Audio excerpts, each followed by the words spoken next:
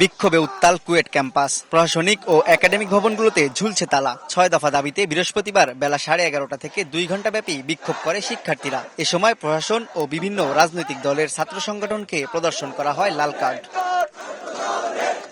এদিন দুপুর 12:30টায় বিশ্ববিদ্যালয়ের দুর্বার বাংলার পাদদেশে সংবাদ সম্মেলন করে দাবি আদায় না হওয়া পর্যন্ত আন্দোলন চালিয়ে যাওয়ার কথা জানান শিক্ষার্থীরা। উপদেষ্টার কাছে স্মারকলিপি দেওয়ার কথাও জানান তারা। সরকারের পক্ষ থেকে শিক্ষার্থীদের সঙ্গে কোনো যোগাযোগ না করায় ক্ষোভ প্রকাশ করেন। দাবিগুলো যেহেতু এখনো আংশিকভাবে মেনে নেওয়া হয়েছে, আমরা যেভাবে চেয়েছিলাম সেভাবে মেনে নেওয়া হয়নি, সেটার বিরুদ্ধে আমরা ছাত্র রাজনীতি বন্ধের উদ্দেশ্যে আমরা আজকে এখানে জড়ো হয়েছি। আমাদের শিক্ষার্থীরা দাবি আদায় না হওয়া পর্যন্ত সকল একাডেমিক কার্যক্রম বর্জন করেছে এবং প্রশাসনকে বর্জন করেছে এবং বর্তমানে আমাদের কর্মসূচিগুলো বহাল আছে।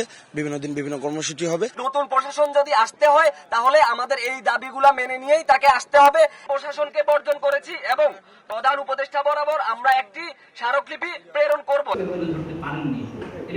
এদিকে কুয়েটের ঘটনায় খুলনা প্রেস ক্লাবে সংবাদ সম্মেলন করেছে ছাত্র শিবির। শিক্ষার্থীদের উপর হামলার ঘটনায় দায় অস্বীকার করেছে সংগঠনটি। ছাত্রদল যুবদল হামলা চালিয়েছে অভিযোগ করে ঘটনার সময় যুবলীগও তাদের সঙ্গে যোগ দিয়েছে বলে দাবি তাদের। ছাত্র শিবিরের এখানে কোনো দায় নাই। কুয়েট ক্যাম্পাসে সকল ধরনের ছাত্ররাজনীতি নিষিদ্ধ করার পর এটি তো হচ্ছে ছাত্র শিবির নেয় না এই সিদ্ধান্ত।